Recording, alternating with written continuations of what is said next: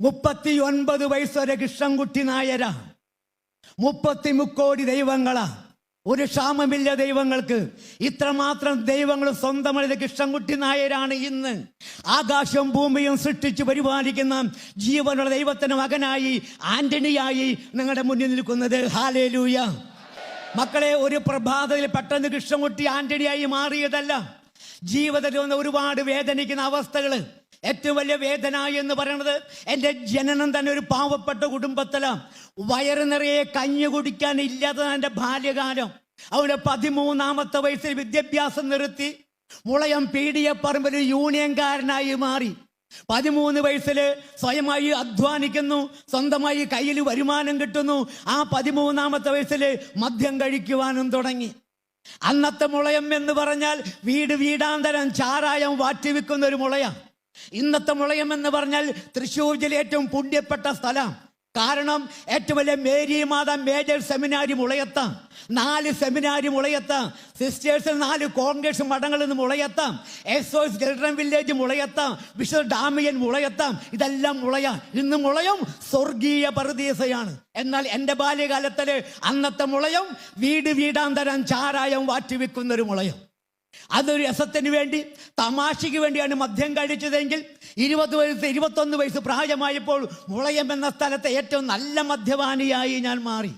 നല്ല മദ്യപാനി എന്ന് പറഞ്ഞാൽ മദ്യത്തിന് വേണ്ടി എന്തും ചെയ്യുന്നവൻ. ശരീരത്തിലെ ഞരമ്പിലോടുന്ന രക്തം 2 വട്ടം വിറ്റത് ചാരായം കുടിക്കാൻ വേണ്ടിയാണ്. അങ്ങനെ മദ്യത്തിൻ്റെ അടിമയായി മാറിയപ്പോൾ എൻ്റെ അമ്മ, ഞാൻ ഏക മകനാണ്, താഴെ എനിക്കൊരു സഹോദരിയുണ്ട്. ഏക മകനായ എൻ്റെ രക്ഷയ്ക്ക് വേണ്ടി എൻ്റെ അമ്മ ദൈവങ്ങളെ എന്ന് പറയുന്ന സർവ്വ ദൈവങ്ങളെ മുന്നിലേക്ക് കടന്നു ചെന്നു. ചുടുകണ്ണുനീരോടെ തൊഴുകയോടെ എൻ്റെ അമ്മ പ്രാർത്ഥിച്ചു. പക്ഷേ എൻ്റെ അമ്മയുടെ പ്രാർത്ഥന ഒരു ദൈവങ്ങളും കേട്ടില്ല. അങ്ങനെ മാസവും വർഷം എനിക്ക് 25 വയസ്സായി. അപ്പോൾ വീട്ടുകാരൊരു തീരുമാനമെടുക്കുക, എങ്ങനെങ്കിലും ഒരു പെണ്ണ് കെട്ടിച്ചാൽ മാറ്റം വരും. നമ്മൾക്കറിയാം, ആൺമക്കൾ ശരിയല്ല എന്ന് കണ്ടാൽ വീട്ടുകാരുടെ തീരുമാനമാണ് ഒരു പെണ്ണ് കെട്ടിച്ചാൽ മാറ്റം വരും. അങ്ങനെ വീട്ടുകാർ പെണ്ണ് കെട്ടിക്കാൻ തീരുമാനമെടുത്തു. മകളെ, ഞാൻ അറിയുന്നൊരു മകളുണ്ട് തൃശ്ശൂർ ജില്ല കോലഴിയിൽ. 22 വയസ്സിലെ വിവാഹം കഴിഞ്ഞു. 3 മക്കള് 27 വയസ്സിലെ വിധവയായി മാറി. മദ്യപാനിയായ ഭർത്താവ് തൂങ്ങി മരിച്ചു. നോക്കിയാൽ മതി, രക്ഷപ്പെടാൻ വേണ്ടി വിവാഹം കഴിച്ചതാണ്. ഇതുപോലെ എൻ്റെ വീട്ടുകാര് ഞാൻ നന്നാവാൻ വേണ്ടി 25 വയസ്സിൽ പെണ്ണ് കാണൽ തുടങ്ങി. 4 കൊല്ലം പെണ്ണ് കാണലും കാപ്പി കുടിക്കലും. കല്യാണം നടക്കുന്നില്ല. മകളെ, ഇവിടെ ഇരിക്കുന്ന വിവാഹം കഴിയാൻ ആഗ്രഹിക്കുന്നവരും കഴിഞ്ഞവരും തിരിച്ചറിഞ്ഞോ, വിവാഹം എന്ന് പറയുന്നത് ഭൂമിയിലെ മനുഷ്യന്റെ തീരുമാനമല്ല, അത് സ്വർഗം തീരുമാനമെടുത്തതാണ്. അതുകൊണ്ടാണ് വിശുദ്ധ ഗ്രന്ഥത്തിന്റെ ആദ്യ പുസ്തകമായ ഉൽപ്പത്തിയുടെ പുസ്തകം 2-ാമത്തെ അധ്യായത്തിന്റെ 18-ാമത്തെ വചനത്തിൽ എഴുതി വച്ചിരിക്കുക, മനുഷ്യൻ ഏകനായി നന്നല്ല, ഞാൻ അവന് ചേർന്ന ഇണയെ നൽകും.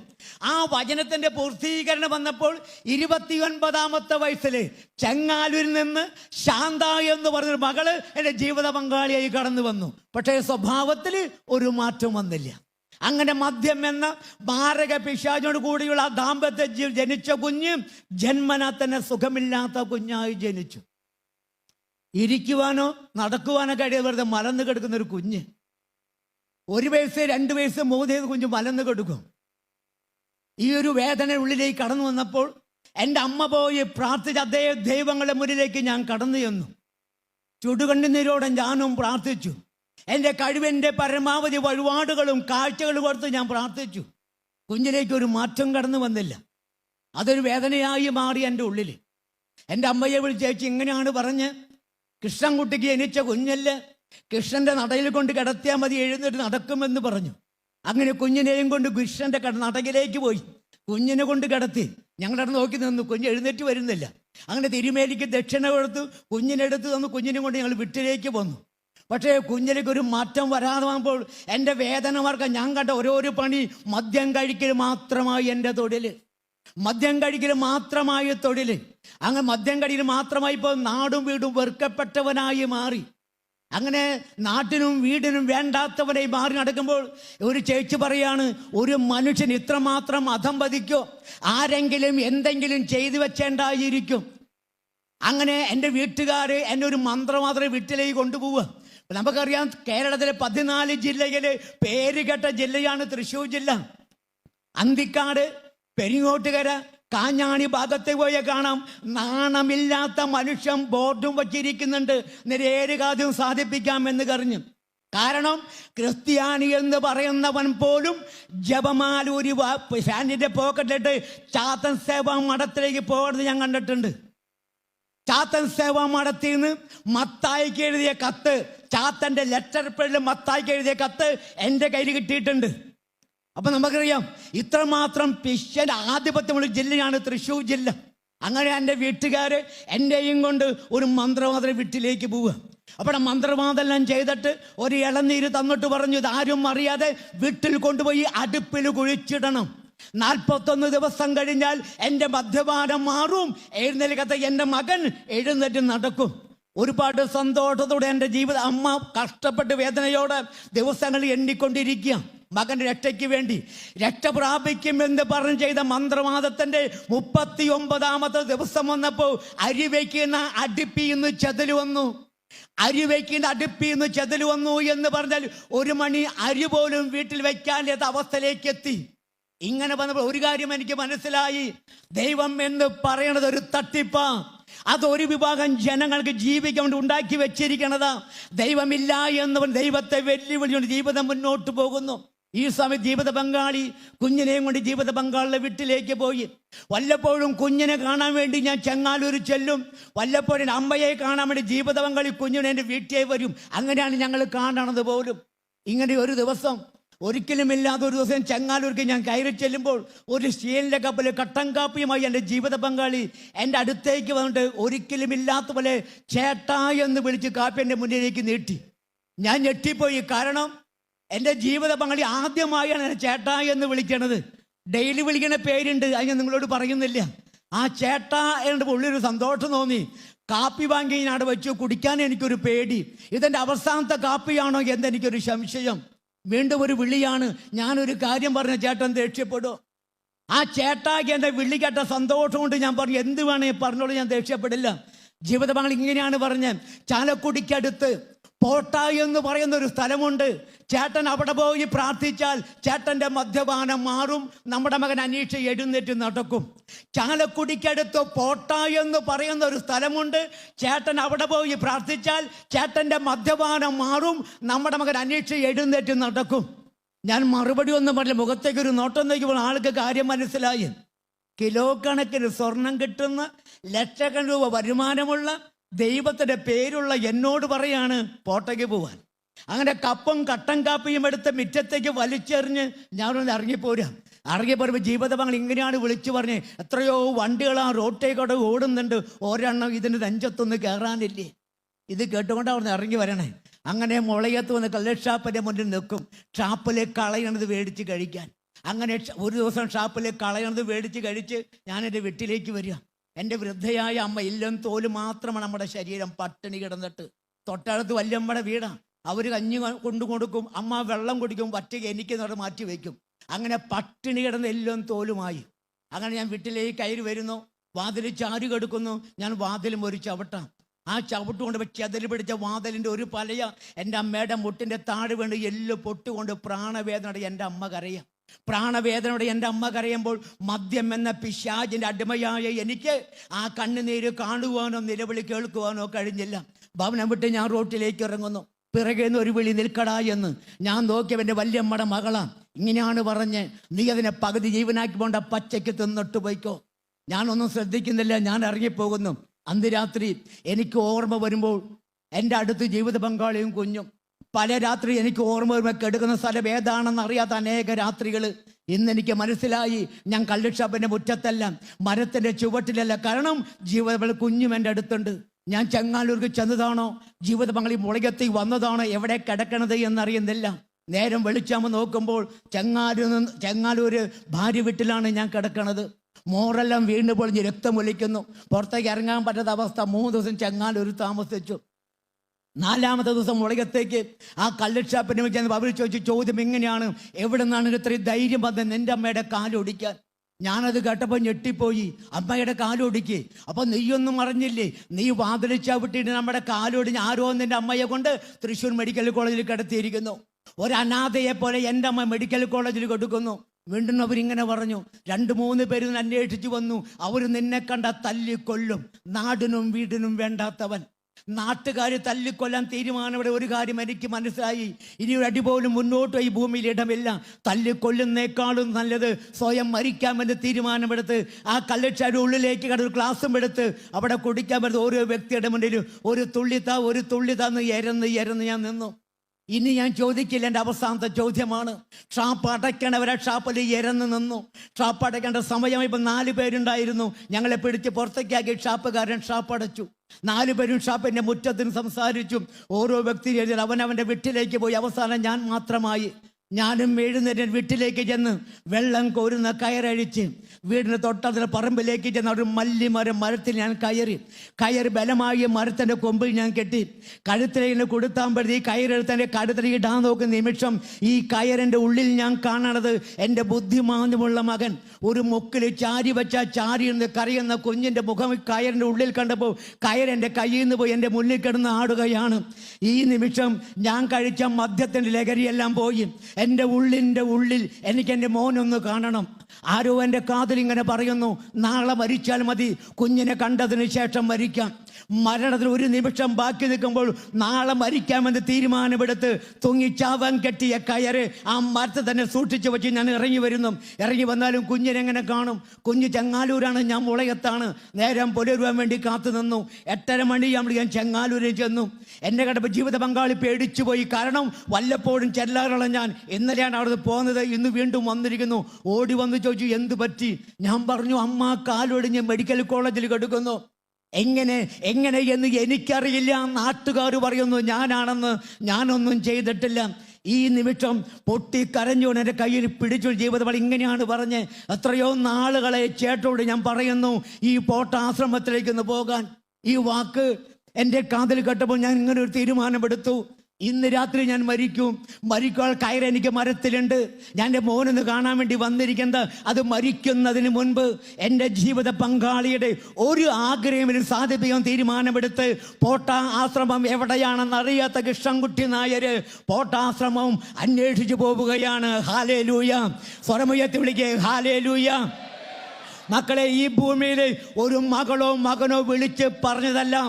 മനുഷ്യന് വേണ്ടി സ്വർഗത്തിൽ നിന്ന് മനുഷ്യനായി മണ്ണിലേക്ക് വന്ന് മനുഷ്യന്റെ പാപങ്ങളും ശാപങ്ങളും ഏറ്റെടുത്ത് ഗാഗുൽത്ത മലയിലെ മരക്കുരിശിലെ പച്ച ശരീരത്തിലെ കാരിരുമ്പാണികളെ തറയ്ക്കപ്പെട്ട് ആകാശനും ഭൂമിക്കും മധ്യേ പിടഞ്ഞ് ബലിയായി തീർന്ന് അടക്കപ്പെട്ട് 3-ാം നാൾ ഉയർത്തെഴുന്നേറ്റ് ഇന്നും ജീവിക്കുന്ന യേശു ക്രിസ്തു പേര് ചൊല്ലി വിളിക്കുന്നു. കൃഷ്ണൻകുട്ടി നായര് പോട്ടാശ്രമം അന്വേഷിച്ചു പോകുന്നു. ഹാലേലൂയ!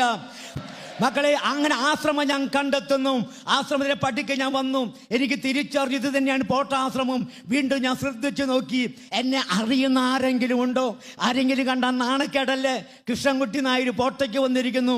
ഞാൻ അവിടെ നോക്കിയപ്പോൾ ഞാൻ അറിയുന്ന ഒരു മനുഷ്യനെയും ഞാൻ കണ്ടില്ല.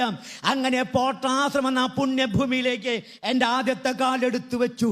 രണ്ടാമത്തെ കാല് ആ മണ്ണിലേക്ക് വച്ച ആ നിമിഷം തന്നെ ഇന്നലെ വരെ ഏതെല്ലാം ദൈവങ്ങളുടെ മുന്നിൽ പോയി ദൈവമേ എന്ന് വിളിച്ചുവോ, എവിടെയെല്ലാം കാഴ്ചകളും വഴിപാടുകളും പുഷ്പാർച്ചനകളും പുഷ്പാഞ്ജലികളും ഞാൻ അർപ്പിച്ചുവോ, അവിടെയൊന്നും അനുഭവിക്കാൻ കഴിയാത്ത എന്തോ നല്ല ഉള്ളിലേക്ക് കടന്നു വന്നു. വാക്കുകൾ കൊണ്ട് പറയാൻ കഴിയാത്തൊരനുഭവം. അങ്ങനെ ഓരോ അടിയും മുന്നോട്ട് വെച്ച് ദേവൽ ഉള്ളിലേക്ക് ഞാൻ കടന്നു. ഇതാ വിജാതികനായ കൃഷ്ണൻകുട്ടി ജീവനുള്ള ദൈവത്തിന്റെ ആലയത്തിന്റെ ഉള്ളിലേക്ക് ഞാൻ കടന്നു. ഉള്ളിലേക്ക് കടന്ന പക്ഷേ ഞാൻ കണ്ടത് ഒരു ക്രൂശ രൂപമാണ്. ആ കുരിശിലേക്ക് മാത്രം നോക്കി ഞാൻ നടന്നു. ആ കുരിശിന്റെ മുന്നുവൻ ആദ്യമായി ഞാൻ മുട്ടുകുത്തി ആ കുരിശിലേക്ക് നോക്കി. ആ നിമിഷം എൻ്റെ കണ്ണുകൊണ്ട് ഞാൻ കണ്ടത് യേശു ക്രിസ്തു കുരിശിൽ പിടയണതാണ്. യേശു പിടയുന്നത് കണ്ട ആ നിമിഷം പരിസരം പോലും മറന്ന് എൻ്റെ നാവ് കൊണ്ട് സ്വർഗത്തിൽ നിന്ന് രക്ഷയ്ക്ക് വേണ്ടി വന്ന നാമം യേശു എന്ന നാമം ആദ്യമായി ഞാൻ വിളിച്ചു. ഹാലേലൂയ! സ്വരമുയർത്തി വിളിച്ചോ, ഹാലേലൂയ! മകളെ, അങ്ങനെ യേശുവേ യേശുവെന്ന് ചങ്ക് പൊട്ടി കരഞ്ഞ് വിളിക്കുമ്പോൾ എൻ്റെ മുമ്പിൽ കിടക്കുന്ന കുരിശിലേക്ക് കിടക്കുന്ന യേശുവിൻ്റെ കണ്ണിൽ നിന്ന് കണ്ണുനീര് മണ്ണിലേക്ക് വീഴുന്നു. ഞാൻ കരയുമ്പോൾ എന്നോട് കൂടെ കരയുന്ന ജീവനുള്ള ദൈവത്തെ അന്ന് ഞാൻ പോട്ടാശ്രമത്തിൽ കണ്ടു. ഹാലേലൂയ! സ്വരമുയർത്തി ഹാലേലൂയ! മക്കളെ, ആ പ്രാർത്ഥന കഴിയണത് വരെ ഞാൻ അവിടെ കണ്ണുനീരോടെ പ്രാർത്ഥിച്ചു. ജനമെല്ലാം പോയി. ഞാനും എഴുന്നേറ്റ് എൻ്റെ വീട്ടിലേക്ക് ചെല്ലുന്നു. അകലെ വെച്ച് എൻ്റെ ജീവിത പങ്കാളി എന്നെ കാണുന്നു. ഓടി എൻ്റെ അടുത്തേക്ക് വന്നു. ജീവിത പങ്കാളി കയ്യിൽ ഞാൻ കയറി പിടിച്ച, പക്ഷേ ഞാൻ പൊട്ടിക്കരഞ്ഞു. കരഞ്ഞപ്പോൾ ജീവിത പങ്കാളിക്ക് മനസ്സിലായി ഞാൻ പോട്ടയ്ക്ക് തന്നെ പോയി. ഇങ്ങനെയാണ് ചോദിച്ചത്, എങ്ങനെയുണ്ട് പോട്ടയ്ക്ക് പോയിട്ട്? ഞാൻ ഇങ്ങനെ മറുപടി പറഞ്ഞു, ഒരു കാര്യം എനിക്ക് മനസ്സിലായി, യേശു ക്രിസ്തു മരിച്ച ദൈവമല്ല, ജീവനുള്ള ദൈവമാണ്. യേശു ക്രിസ്തു മരിച്ച ദൈവമല്ല, ജീവനുള്ള ദൈവമാണ്. എൻ്റെ കണ്ടുകൊണ്ട് ഞാൻ കണ്ടു, എനിക്ക് നാളെയും കൂടി ഒന്ന് പോട്ടയ്ക്ക് പോകണം.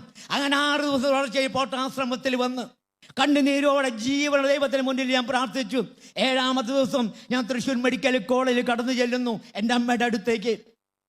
എൻ്റെ അമ്മയുടെ കട്ടിലെടുത്ത് എൻ്റെ വല്യമ്മയുടെ 3 മക്കള്, എൻ്റെ ഏക സഹോദരി നിൽക്കുന്നുണ്ട്. എന്നെ കണ്ടു കഴിഞ്ഞാൽ അവര് അത്ഭുതം നോക്കിക്കൊണ്ട് പറഞ്ഞു, എന്ത് അതിശയമാണ് ഈ കാണണത്, 2 കാലുമ്പിലാണല്ലോ വന്നിരിക്കുന്നത്. മദ്യം കഴിക്കാതെ എന്നെ കണ്ടവർ ഞെട്ടിപ്പോയി. മദ്യം കഴിക്കാതെ വന്നു എന്നറിഞ്ഞപ്പോൾ എത്രമാത്രം വേദന അമ്മ അനുഭവിച്ച വേദനയെല്ലാം മറന്ന് മദ്യം കഴിക്കാതെ എന്നൊന്ന് കാണണം. അമ്മ എൻ്റെ അടുത്തേക്ക് ഇങ്ങനെ ചെരിഞ്ഞു. അമ്മയുടെ കയ്യിൽ ഞാൻ കയറിപ്പിടിയാൻ പക്ഷേ ഞാൻ പൊട്ടിക്കരഞ്ഞു. അമ്മ ഇങ്ങനെയാണ് ചോദിച്ചത്, ഇത്ര ദിവസമായിട്ട് നീ ഒന്ന് കടന്നു വന്നില്ലല്ലോ. ഞാൻ അമ്മയോട് പറഞ്ഞു, ചങ്ങനക്കുടിക്കടുത്ത് പോട്ട എന്ന് പറയുന്ന സ്ഥലമുണ്ട്, ഞാൻ അവിടേക്ക് പ്രാർത്ഥിക്കാൻ പോയിരിക്കുകയായിരുന്നു. ഇന്നേക്ക് 7 ദിവസമായി ഞാൻ മദ്യം കഴിച്ചിട്ടില്ല. അവിടുത്തെ ദൈവത്തിൻ്റെ പേര് യേശു എന്നാണ്. ഹാലേലൂയ. സ്വരമുയർത്തി വിളിക്കേ, ഹാലേലൂയ. അവരെ ഞെട്ടിപ്പോയി, ഇങ്ങനൊരു ദൈവം ഭൂമിയിലുണ്ടോ? അന്ന് ആ മെഡിക്കൽ കോളേജ് ഞാനൊരു തീരുമാനമെടുത്തു, ഇനി എൻ്റെ ജീവിതം എൻ്റെ യേശുവിനോട് കൂടെ. എങ്ങനെ ചോദ്യം എൻ്റെ ഉള്ളിലേക്ക് വന്നു, നീ എങ്ങനെ ജീവിക്കും? മറ്റൊരു തൊഴിൽ എനിക്കറിയില്ല, യൂണിയൻ കരപണി മാത്രമാണ് അറിയുന്ന ജോലി. അവരെ യൂണിയൻ പുറത്തേക്കാക്കി വേറെ ഒരു പണിയും എനിക്കറിയില്ല. അങ്ങനെ അമ്മയെയും പേര് വെട്ടി ചെങ്ങാലൂർ കൊണ്ടുപോയി. പോട്ടാശ്രമത്തിൽ പോയി 5 രൂപ കൊടുത്തൊരു ചെറിയൊരു തിരുഹൃദയത്തിൻ്റെ പടം ഒരെണ്ണം വാങ്ങി. ചെങ്ങാലൂരിൻ്റെ വീടിനടുത്ത് ക്രിസ്ത്യൻസിൻ്റെ വീടുണ്ട്, അവിടുത്തെ മേരി ചേച്ചിയുടെ പടം കൊടുത്തു. ചെങ്ങാലൂർ പള്ളിയിൽ വെഞ്ചിരിച്ചു കൊണ്ടുവന്ന് തന്നു. ഒരു ആണി തറച്ച് അത് കുളത്തിയിട്ട് ഞാൻ ആദ്യമായി പ്രാർത്ഥിച്ചു, ഇങ്ങനെയാണ്, ശിവജയ, ഞാൻ കൂലിപ്പണിക്ക് പോകുന്നു, കൈക്കോട്ട് എന്താണെന്ന് അറിയില്ല, കളയ്ക്ക് എങ്ങനെയാണെന്ന് അറിയില്ല, നാണക്കേടെ തിരിച്ചൊരു അനുവദിക്കല്ലേ, ആരോഗ്യവും കഴിവും തരണം. അങ്ങനെ പ്രാർത്ഥിച്ച് ഞാൻ പോകുന്നു. മകളെ, അന്ന് വൈകുന്നേരം വരെ പണിയുള്ള അറിവും കഴിവും എൻ്റെ ഈശോ എനിക്ക് തന്നു. ഒരു നോക്കിയാൽ മതി, അന്ന് വൈകുന്നേരമായപ്പോൾ 2.20 നോട്ട് എൻ്റെ കയ്യിൽ കിട്ടി. ഇന്നത്തെ പോലെ 1900 നല്ല കൂലി, 40 രൂപയാണ് കൂലി. 20 രൂപ 20 നോട്ട് കയ്യിൽ കിട്ടിയപ്പോൾ 4 കോടി രൂപ കിട്ടിയത് വരെ എനിക്ക് തോന്നി. അധ്വാനിച്ച് കിട്ടിയ 40 രൂപ. അതുകൊണ്ട് വീട്ടിലേക്ക് വന്ന് ജീവിത പങ്കാളിയുടെ കയ്യിൽ പൈസ കൊടുത്തു.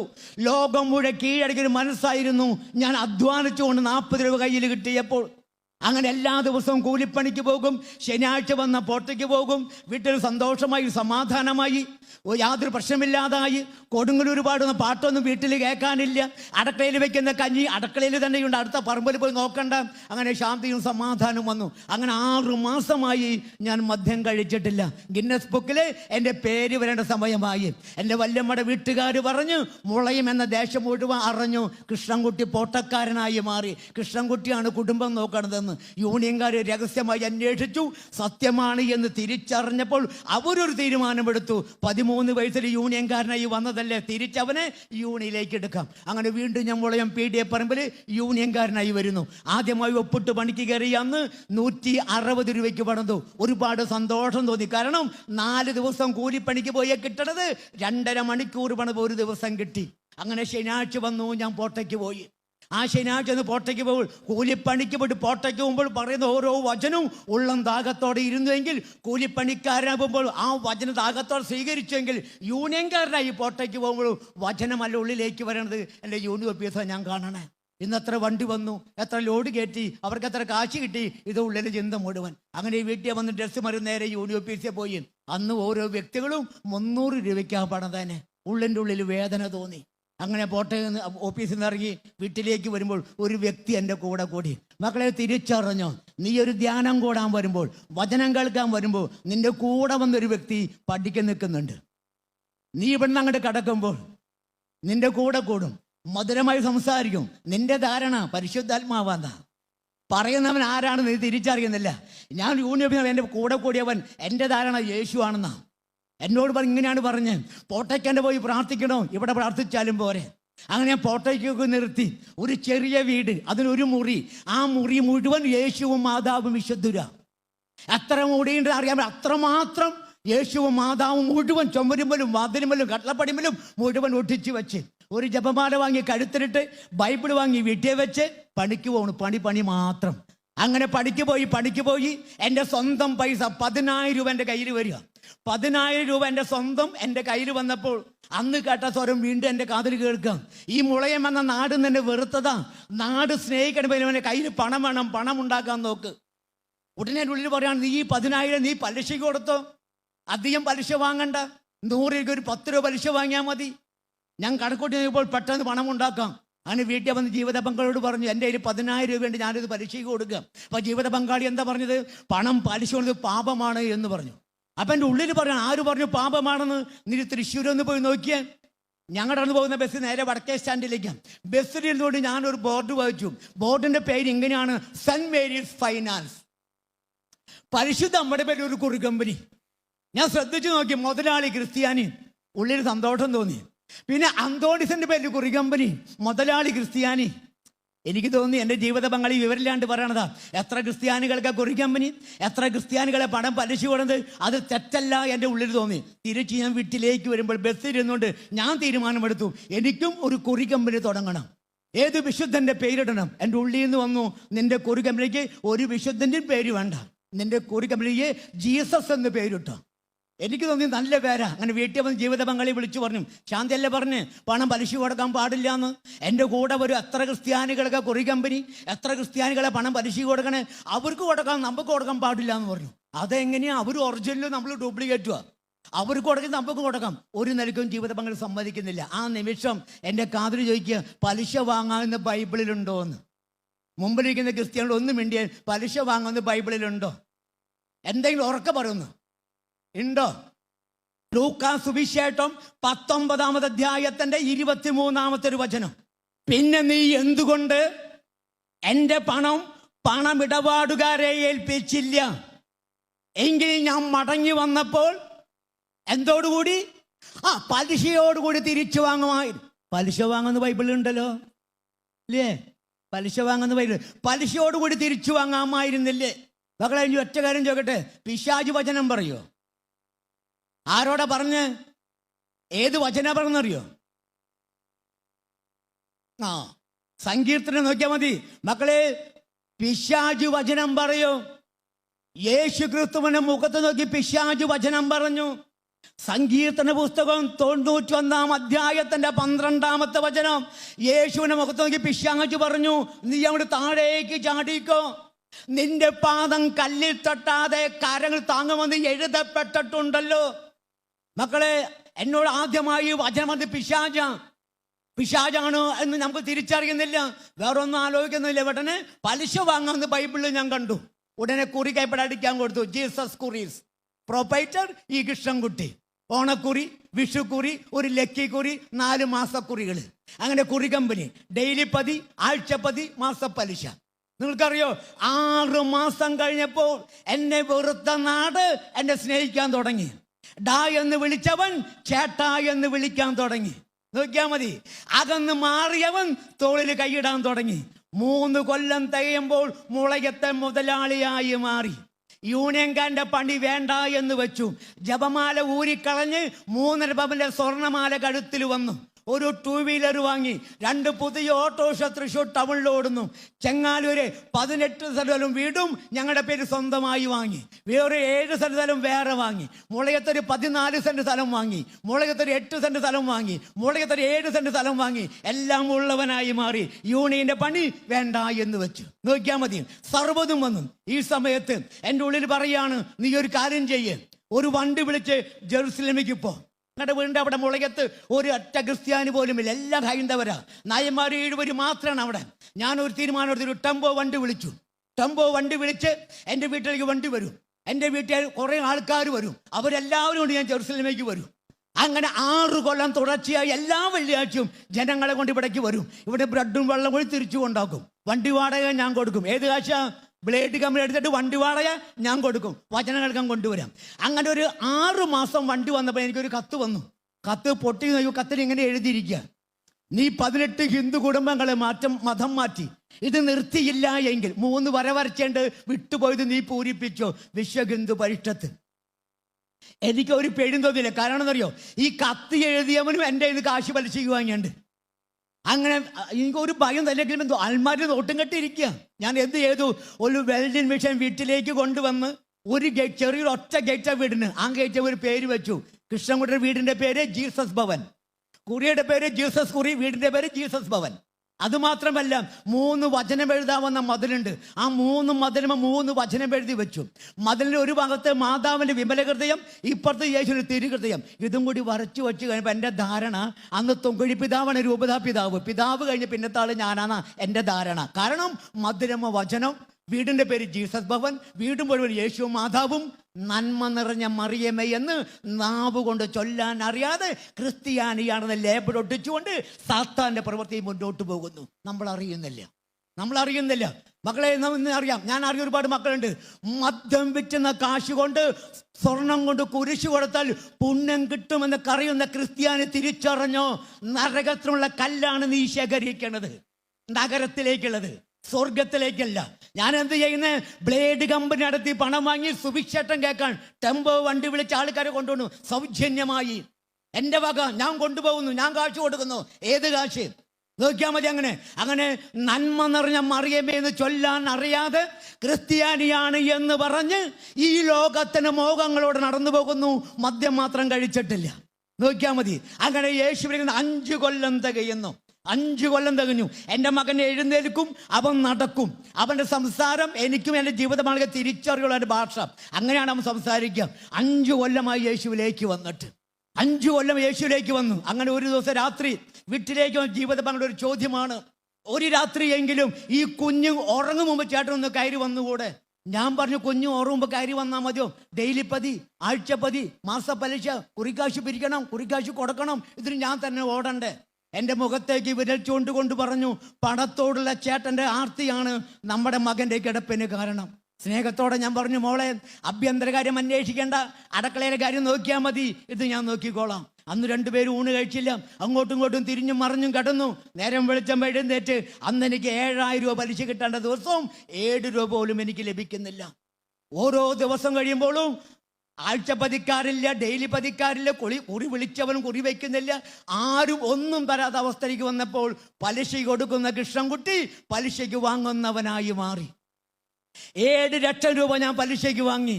പിന്നെ കാശ് കിട്ടാതെ വന്നപ്പോൾ ചെങ്ങാലൂര് 18 സെന്റ് സ്ഥലവും വീടും ഒരു വ്യക്തിക്ക് തീർന്നു കൊടുത്തു 1 ലക്ഷം വാങ്ങി.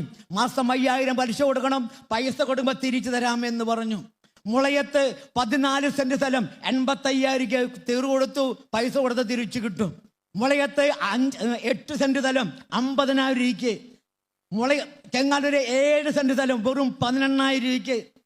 ഈ കൊടുത്തൊന്നും എനിക്ക് തിരിച്ചെടുക്കാൻ കഴിഞ്ഞില്ല, എല്ലാം നഷ്ടപ്പെട്ടു. അങ്ങനെ ഒരു ഓട്ടോറിക്ഷ വിറ്റു, 2ാമത്തെ ഓട്ടോറിക്ഷ വിറ്റു, അവസാനം 2 വീലറും വിറ്റു, എല്ലാം വിറ്റു. കഴുത്തിൽ മണിമാലയും പോയി, കയ്യിലെ മോതിരം പോയി, സർവ്വതും പോയി, ഒന്നുമില്ലാത്ത അവരിലേക്ക് എത്താം. 5 കൊല്ലം കൊണ്ട് നേടിയത് മുഴുവൻ 5 മാസം കൊണ്ട് നശിച്ചു പോകുന്നു. അതുമാത്രമല്ല, നാളെ മുഴുവൻ കടഭാരം നിറഞ്ഞു. നോക്കിയാൽ മതി. ഈ സമയത്ത് കൃഷ്ണൻകുട്ടി നായരുടെ വീടിന്റെ മതിലമ ദൈവത്തിന്റെ വചന, യേശുവിന്റെ മാതാവിന്റെ വിമലഹൃദയം തിരുഹൃദയം മതിലമ്മല്, ഗേറ്റുമേ പേര് ജീസസ് ഭവന്ന, വീട് മുഴുവൻ യേശു മാതാവ് വിശുദ്ധര, സർവ്വതും നശിച്ചു. തൊട്ട വീട് നായന്മാരാ, തൊട്ടിപ്പുറത്ത് നായന്മാരാ, ഇപ്പുറത്തോട് ചോമാരാ, അങ്ങനെ വീട് മുഴുവൻ. നോക്കിയാൽ മതി. അപ്പോൾ ഈ സമയത്ത് എൻ്റെ പ്രാർത്ഥിക്കാത്ത പ്രാർത്ഥനാ മുറിയിലേക്ക് ഞാൻ കയറി. എൻ്റെ പ്രാർത്ഥനാ മുറിയുള്ള കുരിശിലേക്ക് ഞാനൊന്ന് നോക്കി. പോട്ടാശ്രമത്തിൽ ഞാൻ കണ്ടത് ആ കുരിശിൽ യേശു ക്രിസ്തു പിടയണത്. ആ കുരിശിലേക്ക് നോക്കിക്കൊണ്ട് ഞാൻ ഇങ്ങനെ പറഞ്ഞു, ഈശോയെ, എന്തുകൊണ്ട് നീ എന്നെ ഉപേക്ഷിച്ചു? നിന്റെ വചനമാണ് എൻ്റെ വീടിൻ്റെ മതിലില്, നിന്റെ നാമമാണ് എൻ്റെ വീടിൻ്റെ ഗേറ്റില്, നിന്റെ രൂപമാണ് എൻ്റെ വീട് മുഴുവനും. എന്തുകൊണ്ട്? ഉടനെ എൻ്റെ കാതിൽ ഞാൻ കേൾക്കുന്നു, എഴുന്നേൽക്കുന്നൊരു സ്വരം. പെട്ടെന്ന് ഞാൻ ചാടി എഴുന്നേറ്റു. തൊട്ടടുത്ത് റോഡാണ്. റോട്ടിലേക്ക് നോക്കി ആരെയും കാണുന്നില്ല. വീണ്ടും പ്രാർത്ഥനാ മുറിയിലേക്ക് വന്നപ്പോഴും വീണ്ടും കാതിൽ കേൾക്കുന്നു, എഴുന്നേൽക്കുന്നൊരു സ്വരം. ഇവിടെ ഇരിക്കുന്ന ക്രിസ്ത്യാനികൾ തിരിച്ചറിഞ്ഞോ? ഞാൻ കേട്ട സ്വരം എങ്ങനെയാണ്? ജീവന്റെ ഗ്രന്ഥം കയ്യിലെടുക്ക്. ഈ വിശുദ്ധ ബൈബിള് എന്ന് മക്കളെ തിരിച്ചറിഞ്ഞു, അത് ജീവനുള്ളതാ, ജീവനുള്ളത്. ഇതിന് വള്ളി പോലും പുള്ളി പോലും ജീവനുള്ളതാ. ചിലത് മാത്രം ജീവനുള്ളത്, ചിലത് ജീവനില്ലാത്തതിന്റെ ധാരണ വേണ്ട. വള്ളി പോലും പുള്ളി പോലും ജീവനുള്ളതാ. എൻ്റെ കാതിൽ സ്വർഗത്തിൽ നിന്ന് കേട്ട സ്വരം ഇങ്ങനെയാണ്, ജീവന്റെ ഗ്രന്ഥം കയ്യിലെടുക്ക്. വിറയ്ക്കുന്ന കൈകളോടെ ഞാൻ ആ ബൈബിള് കയ്യിലെടുത്തു. ഉടനെ കാതിൽ കേൾക്കുന്നു, പുറപ്പാടിന്റെ പുസ്തകം എടുക്ക്. 5 കൊല്ലമായി യേശുവിൻ്റെ എന്ന് പറഞ്ഞു നടക്കുന്ന എനിക്ക് അങ്ങനെ ഒരു പുസ്തകം ഉണ്ടെന്ന് പോലും എനിക്കറിയില്ല. അങ്ങനെ ബൈബിള് തുറന്ന് പുറപ്പാടിന്റെ പുസ്തകം കണ്ടെത്തി പിടിച്ചു. ഉടനെ കാതിൽ കേൾക്കുന്നു, അതിന് 9-ാമത്തെ അധ്യായം എടുക്ക്. 9-ാമത്തെ അധ്യായം എടുത്ത് വീണ്ടും കാതിൽ കേൾക്കുന്നു, അതിന്റെ 15ഉം 16ഉം തിരുവചനം വായിക്ക്. 15-ാമത്തെ വചനം ഇങ്ങനെ എഴുതി വെച്ചിരിക്കുക, അന്ന് ഞാൻ കരം നീട്ടി നിന്നെയും ജനത്തെയും മഹാമാരികൾ പ്രഹരിച്ചിരുന്നെങ്കിൽ നീ ഇതിനോടകം ഈ ഭൂമിയിൽ നിന്ന് തുടച്ചു നിൽക്കപ്പെടുമായിരുന്നു. ആ വചനം വായിച്ച ആ നിമിഷം അന്ന് ഞാൻ തൂങ്ങിച്ചാവാൻ കെട്ടിയ കയറ് എൻ്റെ കൺമുന്നില് എൻ്റെ പ്രാർത്ഥനാ മുറിയിൽ ഞാൻ കാണാം. ഈ കയറ് കണ്ടപ്പോൾ തിരിച്ചറിയണം, ഞാൻ വിജാതികനായ ഞാൻ, യേശു ആരെന്നറിയാത്ത ഞാൻ, യേശുവേതൊരു വിളി പോലും വിളിക്കാത്ത ഞാൻ, നാട്ടുകാര് തല്ലിക്കൊല്ലാൻ തീരുമാനമെടുത്തപ്പോൾ തൂങ്ങിച്ചാവാൻ കെട്ടിയ കയറിന്റെ കുരുക്കിൽ നിന്ന് ആ രാത്രി ആ മരത്തിൽ തന്നെ ഇറക്കി കൊണ്ടുവന്നത് എൻ്റെ യേശുവാണ് എന്ന് ഞാൻ തിരിച്ചറിയുന്നു. ചങ്കുപൊട്ടി നിലവിളിക്കുന്നു. നിലവിളി കൊണ്ട് ജീവിതങ്ങൾ ഓടി വരുന്നു. മാറത്തടിച്ചുകൊണ്ട് കരയാം. എന്തേ എന്തേ എന്ന് മറുപടി പറയാൻ കഴിയുന്നില്ല. വീണ്ടും കാതിൽ കേൾക്കുന്നു, 16-ാമത്തെ വചനം വായിക്കേ. 16-ാമത്തെ ഇങ്ങനെ എഴുതി വച്ചിരിക്കുന്നു, എൻ്റെ ശക്തി നിനക്ക് കാണിച്ചു തരാനും എൻ്റെ നാമം ലോകം മുഴുവൻ പ്രഘോഷിക്കപ്പെടാൻ വേണ്ടിയാണ് ഞാൻ നിന്നെ ജീവിക്കാൻ അനുവദിച്ചത്. എൻ്റെ ശക്തി നിനക്ക് കാണിച്ചു തരാനും എൻ്റെ നാമം ലോകം മുഴുവൻ പ്രഘോഷിക്കപ്പെടാൻ വേണ്ടിയാണ് ഞാൻ ജീവിക്കാൻ അനുവദിച്ചത്. ചങ്കു തകർന്നു പോയി. ഈശോയെ, അങ്ങ് ദാനമായി തന്നത്, അങ്ങ് ദാനമായി തന്ന ജീവൻ, ദാനമായി തന്ന ജീവിതം തെറ്റുപറ്റി കർത്താവേ എന്ന് പറഞ്ഞ് മാറത്തടിക്കുമ്പോൾ എൻ്റെ പ്രാർത്ഥനാ മുറിയിൽ കിടക്കുന്ന ജീവനുള്ള ദൈവം കുരിശിൽ നിന്ന് ഇറങ്ങി എൻ്റെ അടുത്തേക്ക് വന്ന് അവൻ്റെ ആണിപ്പാടുള്ള കരത്താൽ അവൻ്റെ കുത്തി മുറിക്കപ്പെട്ട തിരുഹൃദയത്തിലേക്ക് എന്നെ ചേർത്ത് വെച്ചു. അന്ന് ഈശോയ്ക്ക് ഞാനൊരു വാക്ക് കൊടുത്തു, ഈശോയെ, അവശേഷിക്കുന്ന ഈ ജീവിതം, അവശേഷിക്കുന്ന ഈ മനുഷ്യ ജന്മം അങ്ങേക്ക് വേണ്ടി ഞാൻ ഓടും. മക്കളെ, അന്ന് കൊടുത്ത വാക്ക് ഇന്ന് ഇവിടെ നിൽക്കുമ്പോൾ 24 കൊല്ലമായി എൻ്റെ ഈശോയ്ക്ക് വേണ്ടി ഞാൻ ഓടുന്നു. ഒരു ദിവസം പോലും എനിക്ക് വേണ്ടി മാറ്റിവെക്കാതെ ജീവൻ തന്നവന് വേണ്ടി, ആത്മാവ് തന്നവന് വേണ്ടി ഓടാൻ തീരുമാനമെടുത്തു. മക്കളെ നോക്കിയാൽ മതി, ഒരു യോഗ്യതയുമില്ല. മലയാളമല്ല അക്ഷരം പോലും എനിക്ക് എഴുതാൻ കിട്ടില്ല. നിനക്ക് ഒറ്റ യോഗ്യത മതി. നിങ്ങൾക്കറിയാം, ഈ ബൈബിള് ഒരു 50 പ്ലാസ്റ്റിക് കവറിൽ വെച്ചിട്ട് ഞാൻ യേശുവിനെ പറയാൻ റോട്ടിലേക്ക് ഇറങ്ങി. സ്വർഗത്തിൽ നോക്കിക്കൊണ്ട് ഈശോയോട് പറഞ്ഞു, ഈശോയെ, ഒരു വചനം പോലും എനിക്കറിയില്ല. ഈശോ എന്നോട് എന്താ പറഞ്ഞെന്നറിയോ? മോനെ, യേശു ദൈവമാണെന്ന് പറയാൻ, യേശു രക്ഷകനാണെന്ന് പറയാൻ, യേശു അല്ലാതെ മറ്റൊരു ദൈവമില്ല എന്ന് പറയാൻ നീ IAS പാസ്സാവണ്ട, നീ IPS പാസ്സാവണ്ട. നിനക്ക് നാണമില്ലാതിരുന്നാ മതി. ഞാനാണ് നിന്റെ ദൈവം എന്ന് പറയാൻ നിനക്ക് നാണമില്ലാതിരുന്നാ മതി. മകളെ, അവിടെ തുടങ്ങി 24 കൊല്ലമായിട്ട് യേശു ദൈവമാണെന്ന് പറയാൻ, യേശു രക്ഷകനാണെന്ന് പറയാൻ, യേശു അല്ല മറ്റു ദൈവമില്ലാതെ പറയാൻ നാണമില്ലാതെ ഓടാൻ തുടങ്ങി. ഹല്ലേലൂയ. കണ്ണടച്ചിരിക്കുന്ന മക്കളെ, ഒന്നും മിണ്ടിക്കോ. എന്തറിയോ? നാവ് തന്നത് ദൈവമാണ്. മക്കളെ, എനിക്ക് ഒറ്റ കാര്യം പറയാം, നീ എത്ര വെള്ളിയാഴ്ച അടുപ്പിച്ചു വന്നാലും നീ കണ്ണടച്ച് ഉറങ്ങിയാൽ ഒരു ഗുണം നിനക്ക് കിട്ടുന്നില്ല. കാരണം അറിയോ? നാവ് തന്നവനെ നീ വിളിക്കണം. കേട്ടോ? നാവില്ലാത്തവരെ നീ കണ്ടിട്ടില്ലേ? കേൾക്കാൻ ചെവിയില്ലാത്തവരെ കണ്ടിട്ടില്ലേ? കണ്ണിന് കാഴ്ചയില്ലാത്തവരെ കണ്ടിട്ടില്ലേ? അവരതൊന്നും കൊടുക്കാത്തവൻ നിനക്ക് തന്നില്ലേ? നിനക്ക് അറിയണോ? നോക്ക്, പുറപ്പാടിന്റെ പുസ്തകം എടുത്തു നോക്കിയാൽ മതി. പുറപ്പാടിന്റെ പുസ്തകം 4-ാമത്തെ അധ്യായം 11-ാമത്തെ വചനം ഇങ്ങനെ എഴുതി വെച്ചിരിക്കുക, ആരാണ് മനുഷ്യന് സംസാര ശക്തി നൽകിയത്? നാവുണ്ടായിട്ട് മിണ്ടാണ്ടിരിക്കുന്ന മകനെ, നീ ഒന്ന് കേട്ടോ ഇതൊന്ന്. ആരാണ് മനുഷ്യന് സംസാര ശക്തി നൽകിയത്? ആരാണ് ഒരുവന് മൂഹനോ ഭദ്രനോ കാഴ്ചകളവനോ കുരുടനോ ആക്കുന്നത്? കർത്താവായ ഞാനല്ലേ. അവന് കാഴ്ച കൊടുക്കാത്തവൻ നിനക്ക് കാഴ്ച തന്നു. അവന് സംസാരിക്കാൻ നാവ് കൊടുക്കാത്തവൻ നിനക്ക് നാവ് തന്നു. എന്തിനു വേണ്ടിയാന്നറിയോ? അവന് പകരം കൂടി നീ വിളിക്കാനാ. അവിടെ നാവുള്ള മക്കളെ ഒന്ന് വിളിച്ചോ ഹല്ലേലൂയ. സ്വരമുയർത്തി വിളിച്ചോ ഹല്ലേലൂയ. മക്കളെ, ഈ നാണല്ലാണ്ട് വിളിക്കുക ഒറ്റ യോഗ്യത കൊണ്ടാണ് നടക്കുന്നത്. നാണമില്ലാതെ വിളിക്കുക ആരെ? ജീവൻ തന്നവനെ. മക്കളെ, നിങ്ങൾ ഇത് ധ്യാനം കൂടാൻ വന്നില്ലേ? ഒറ്റ കാര്യങ്ങളോട് പറയാം, തീരുമാനമെടുത്തോ. ഇന്ന് കേരളത്തിലെ 14 ജില്ലയിലും അനേകം വട്ടം പോയി. 14 ജില്ലയിൽ എന്നെ അറിയാൻ അനേകായിരങ്ങളിൽ നിന്ന് കേരള 14 ജില്ലയിൽ ബോംബെയിലും പോയി, ഡൽഹിയിലും പോയി, ആന്ധ്ര പോയി, ഗുജറാത്ത് പോയി, കർണാടകം പോയി, തമിഴ്നാട് പോയി. 2012-ലും 2016-ലും ഷാർജയിലും ദുബായിലും പോയി യേശു ദൈവമാണെന്നും യേശു അല്ലാതെ മറ്റു ദൈവമില്ല എന്നും ഇന്ന് ഞാൻ പ്രസംഗിക്കുന്നു. Hallelujah, hallelujah. അതിൻ്റെ ഒറ്റ യോഗ്യതയാണ് നാണമില്ലാതെ വിളിക്കുക. മകളെ തീരുമാനമെടുത്താൻ ഈ ധ്യാനം ഒന്ന് തീരുമാനമെടുത്തേക്ക്. എന്താ തീരുമാനം? നീ ധ്യാനം കഴിഞ്ഞ് പോകുമ്പോൾ മകളെ ഒരു തീരുമാനമെടുത്ത. എന്തെന്നൊരു തീരുമാനം? ഞാൻ യേശുവിൻ്റെ മാത്രമായി ഒന്ന് മാറുക. നീ ദൈവത്തിൻ്റെ മാത്രമായി മാറണം. നീ യേശുവിൻ്റെ മാത്രമായി മാറണം. നീ യേശുവിൻ്റെ കരം പിടിക്കണം. നീ അവനെ മാത്രം അനുഗമിക്കണം. അതാണ് യേശു ആഗ്രഹിക്കുന്നത്.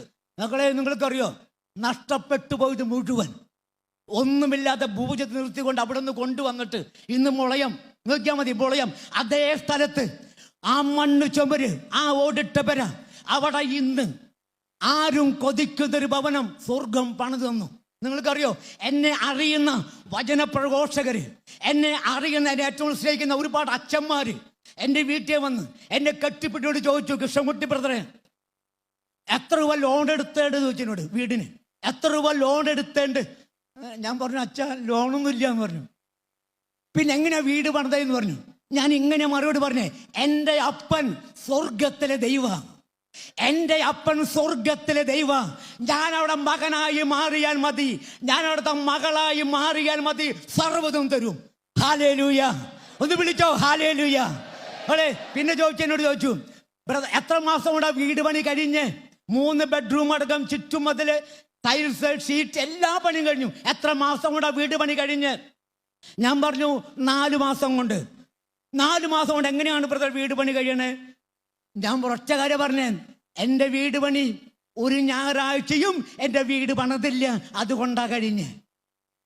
ഞായറാഴ്ച എൻ്റെ വീട് പണിതില്ല, അതുകൊണ്ടാ കഴിഞ്ഞ്. മക്കളെ, എന്നറിയോ, ക്രിസ്ത്യാനി എന്തുകൊണ്ടായി ഇങ്ങനെ എന്ന് ചോദിച്ചാൽ മക്കളെ അതിന് കാരണമുണ്ട്. കാരണം എന്താ? കർത്താവ് പറയുന്നതൊന്നും നമ്മൾ അനുസരിക്കുന്നില്ല. മക്കളെ, കർത്താവ് യേശു ക്രിസ്തു നീ അനുസരിക്കാൻ വേണ്ടി എഴുതി വെച്ചതാ ജീവന്റെ ഗ്രന്ഥം. ഇതിന് നിന്നോട് പറയാൻ നിൽക്കുന്ന അനുസരിച്ച് നോക്കിയാൻ, അതൊന്ന് പാലിച്ചു നോക്കിയാൻ, സ്വർഗം നിനക്ക് വേണ്ടി നിന്റെ വീടിന്റെ മുന്നിൽ തുറക്കും. അങ്ങനെ ദൈവം. മക്കളെ, ഞാൻ ആരോ പറഞ്ഞു കേട്ടോ യേശുവിനെ പറ്റിയല്ല ഞാൻ പറയണത്.